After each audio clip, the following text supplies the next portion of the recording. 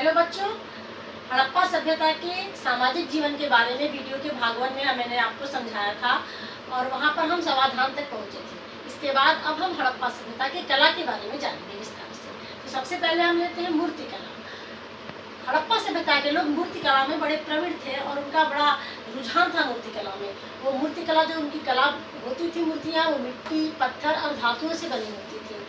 इसमें मुख्य रूप से पाशुपति शिव की मूर्ति, नर्तकी की मूर्ति, मातृदेवी की मूर्ति महत्वपूर्ण माना जाता है। उत्खनन के दौरान इन लोगों की मूर्तियाँ बहुतायत में मिली हुई हैं। अब सेकेंड नंबर पे हम आते हैं चित्रकला। बर्तनों पर इनकी सुंदर चित्रकारी की गई है। इनके जो थाली है, जो बर्तन है, जो भांड है, इस पर सुंदर सुंदर चित्रकारी हड़प्पा के सभ्यता के लोगों ने की है। और चित्रकारी जिसकी की है वो है पशु, पक्षी, वेल, वृत्त, त्रिभुज, इन तमाम चीज़ों की चित्रकारी उस पर की गई है। तीसरा पॉइंट जो आता है मुहर निर्माण करना। हड़प्पा सभ्यता के लोग मुहर का निर्माण बहुत ज़्यादा करते थे क्योंकि उत्खनन के दौरान बहुत ज़्यादा मुहरें मिली है और ये अधिकांशतः मुहरें जो होती थी सेलखड़ी की बनी होती थी। इन पर एक सिंगी पशु, भैंस, बाघ, बकरी आदि की आकृतियाँ उकेरी गई हैं। चौथे नंबर पर हम आते हैं लेखन कला। लेखन कला सिंधु सभ्यता की एक महत्वपूर्ण विशेषता है। लिखना पढ़ना ये जानते थे क्योंकि इनकी मुद्राओं, मिट्टी की लघु पट्टिकाओं, मृदभांडों, सूचना पट्टिकाओं आदि पर इनकी लेखन कला को देखा जा सकता है। जैसा पहले भी मैंने बताया था कि इनकी जो लिपि थी वो चित्रात्मक थी, लेकिन दुर्भाग्यवश हम इनको पढ़ नहीं सके, इसलिए हम बता नहीं सकते कि कौन सी भाषा ये बोलते थे और कैसे लिखते थे। इनकी जो लिपि थी ये जानी गई है कि दाईं से बाईं ओर लिखी जाती थी। बस इतनी ही जानकारी लेखन के बारे में हमें, लेखन कला के बारे में हमें मिल पाई है। और इसके बाद कला के बाद स्टूडेंट्स अब हम आते हैं हड़प्पा सभ्यता के आर्थिक जीवन पे।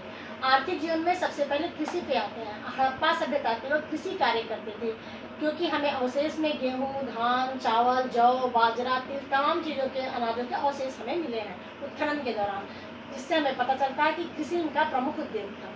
सेकेंड नंबर पे पशुपालन। ये पशुओं का शिकार भी करते थे और पशुओं को पालते भी थे। कुत्ता, भैंस आदि पालने का उदाहरण हमें मिलता है। तीसरे नंबर पे आता है शिल्प उद्योग। शिल्प उद्योगों में इनका क्या काम था? मूर्तियों को बनाना, औजार बनाना, सूत और ऊन की कताई करना, बुनाई करना, रंगाई करना, मणिका बनाना इनका प्रमुख कार्य था। तो ये सिंधु सभ्यता का आर्थिक जो आधारित था वो था कृषि, पशुपालन और शिल्प उद्योग।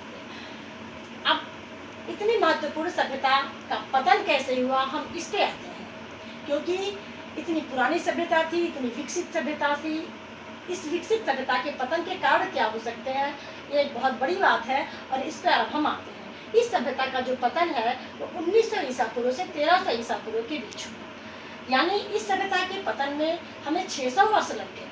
इतनी जल्दी अचानक इस सभ्यता का पतन नहीं हुआ। इसके पतन होने में 600 वर्ष लग गए हमें। अब विद्वानों का हुआ कोई एक कारण नहीं था, बल्कि विभिन्न कारण थे इसके पतन के।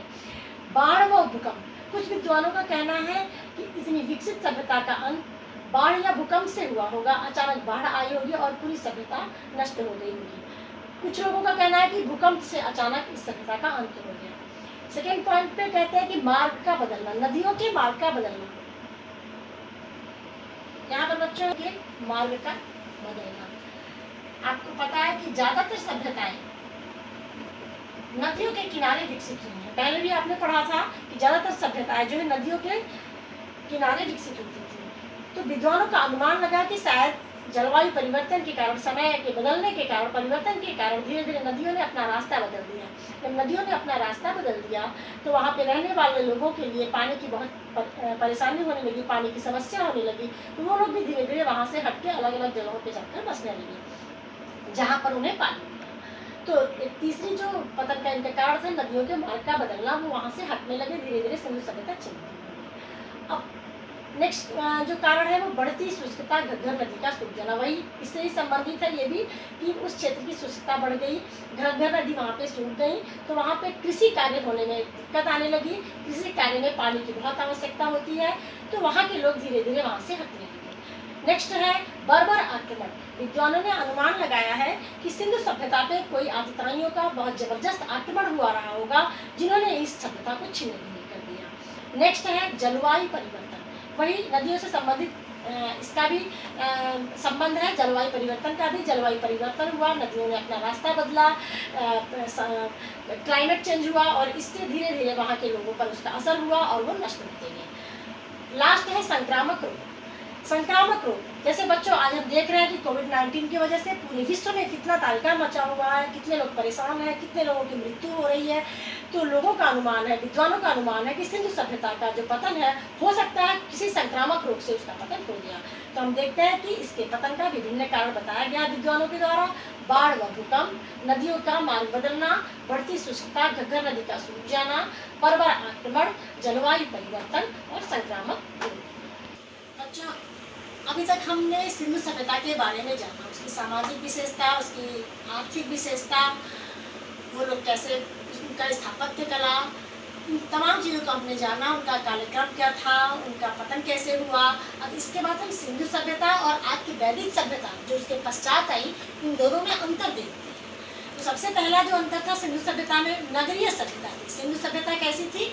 नगरीय। जैसे आपने पढ़ा था कि उनका नगर व्यवस्थित ढंग से था, सड़कें बड़े समकोण पे एक दूसरे को काटती थी, शहरी परिवेश में वो रहा करते थे। तो सिंधु सभ्यता जो थी नगरीय थी, जबकि वैदिक सभ्यता ग्रामीण सभ्यता थी। उनका रहन सहन, उनका तौर तरीका ग्रामीण था। सेकंड नंबर पे आते हैं लगभग 5000 वर्ष पुरानी सभ्यता। सिंधु सभ्यता आर्य सभ्यता से 5000 वर्ष पुरानी है, इससे पहले की सभ्यता है। ये सभ्यता है 5000 वर्ष पुरानी, जबकि वैदिक सभ्यता है 3000 वर्ष पुरानी। थर्ड पॉइंट है आपका जनतंत्रात्मक शासन प्रणाली। जनतंत्रात्मक, जैसा बच्चों इस समय हमारे देश में कौन सी शासन प्रणाली है? जनतंत्रात्मक यानी लोकतंत्रात्मक। जबकि वैदिक सभ्यता में राजतंत्रात्मक शासन प्रणाली थी। राजतंत्रात्मक शासन प्रणाली में आप जानते हैं राजा होता है और उसकी जनता होती है। राजा को चुनने का अधिकार जनता को नहीं होता, जबकि जनतंत्रात्मक शासन प्रणाली में राजा को या अपने प्रधान को या अपने मुखिया को देश के कौन चुनता है? वहाँ की जनता। तो इसे कहते हैं जनतंत्रात्मक शासन प्रणाली। चौथा पॉइंट आता है लोहे से अपरिचित। बच्चों, सिंधु सभ्यता के लोग शायद लोहे से परिचित नहीं थे, क्योंकि बहुत ज़्यादा इसमें कंट्रोवर्सी है। कहीं इसका अवशेष नहीं मिला है लोहे का, कोई लोहे के बर्तन, कोई लोहे का औजार वहाँ नहीं मिला है। इसलिए कहा जाता है कि सिंधु सभ्यता के लोग लोहे से अपरिचित थे। लेकिन वैदिक सभ्यता के लोग लोहे से परिचित थे।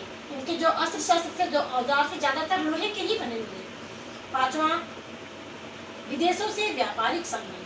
सिंधु सभ्यता बहुत ही विकसित सभ्यता थी। पहले भी मैंने आपको बताया, इनका व्यापार वाणिज्य विदेशों से भी हुआ करता था, जबकि वैदिक सभ्यता अपने देश तक ही सीमित थी।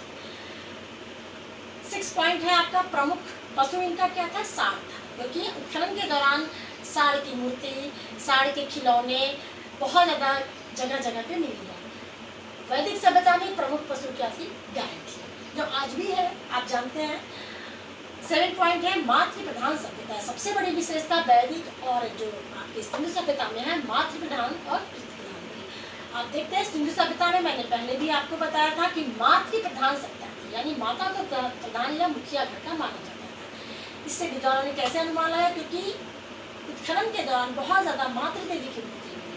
विद्वानों को लगा कि अवश्य ही माता देवी को पूजा मानते थे, माता को नारी को उत्तम स्थान दिया था इन्होंने अपने समाज में, इसलिए उन्होंने कहा कि ये मातृ प्रधान सत्ता रही थी।